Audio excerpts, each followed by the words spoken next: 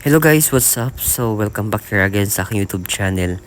So sa video ito naman guys ay tuturuan ko naman kayo kung paano mag-recharge, mag-top up or bumili ng code points para sa inyong Call of Duty mobile account.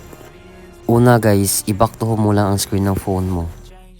Then, punta ka lang sa Google, Chrome, or Safari kapag iPhone naman ang gamit mo. Tapos, i-search mo lang doon yung shop.garena.ph.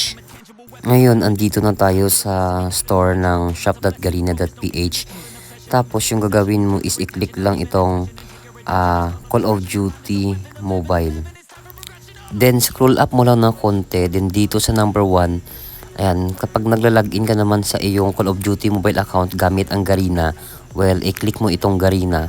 Kapag sa Facebook ka naman naglalagin, okay, click mo yung Facebook. Sa akin kasi sa Facebook ako naglalagin. So, Facebook rin po yung i-click ko. After nang makapag-login ka, okay, scroll up mo lang ng kaunti. Tapos dito sa number 2, top up amount. Bali dito, marami kang pagpipilian na halaga ng code points na pwede mong bilhin. Una ay ang 16 code points plus 4, total of 20 code points. Pangalawa ay ang 32 code points plus 8 na bonus, total of 40 na code points. Pangatlo ang 80 code points plus 20 na bonus, total of 100 code points.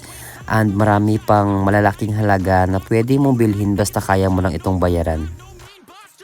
So dito nga ang pipiliin ko ay 16 code points plus 4 na bonus, total of 20 code points, na nagkakahalaga naman ito ng 10 pesos sa ating GCash.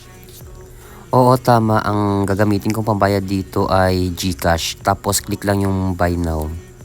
Then dito naman i-click lang ang proceed to payment. Kapag ganito naman ang lumabas, need mong ilagay dito ang iyong GCash number. Okay, huwag kang mag-alala kasi safe naman po ito.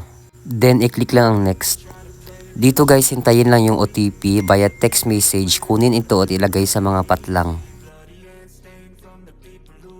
Pag okay na, i-click lang ang next. Then dito guys, para makapagpatuloy, ilagay mo lang ang PIN ng iyong GCash account. Huwag kang mag-alala kasi safe naman po ito.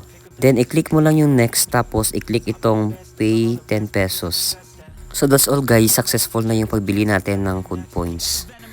Then i-close mo na lang yung mga apps. Then restart mo yung Call of Duty mobile account mo para ma-sure na pumasok na yung code points. And finally, pumasok na yung code points guys. So ayan lang sa video ito. Sana nakatulong. Salamat.